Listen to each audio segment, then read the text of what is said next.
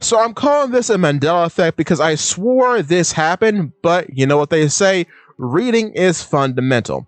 So when making videos, I usually consult the wiki because I need to know some chapter numbers, because of course I don't have all the chapters memorized. I can approximate where events have happened, but it's always nice to know an exact number or a number that's close to the information I'm trying to find.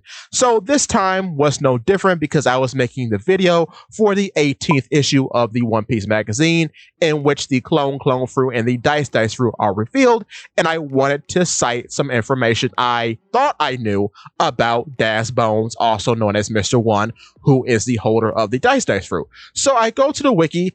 I see that the information I'm trying to find is in chapter 190, and it also occurs in episode 116. And that information is that Zoro, as a bounty hunter in the East Blue, knew about Das Bones, because apparently Das Bones' reputation was that widespread that he was known by people in the East Blue. So I said, okay, I've heard that before. I'm just going to go look it up so I can use it in my video. I go and I look up chapter 190 and I'm reading it. I don't see the quote. And I say, that's weird. Let's go to episode 116, because sometimes they add some things in the anime, a little bit of information, a little bit of sugar on top. So I say, okay, cool. That's no problem. It's probably in the anime episode.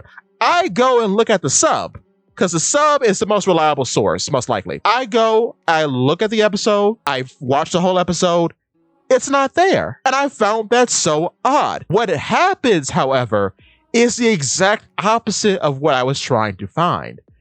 Zoro did not know about Das Bones. Das Bones knew about Zoro, and that chapter and that episode only tell us that Mr. 7 was killed by Zoro, and Zoro explains this. This is topical too for the live action, because in the live action, we actually get to see this happen, and we get a design reveal for Mr. 7, both in the form of the live action actor, and Oda made a full design for Mr. 7.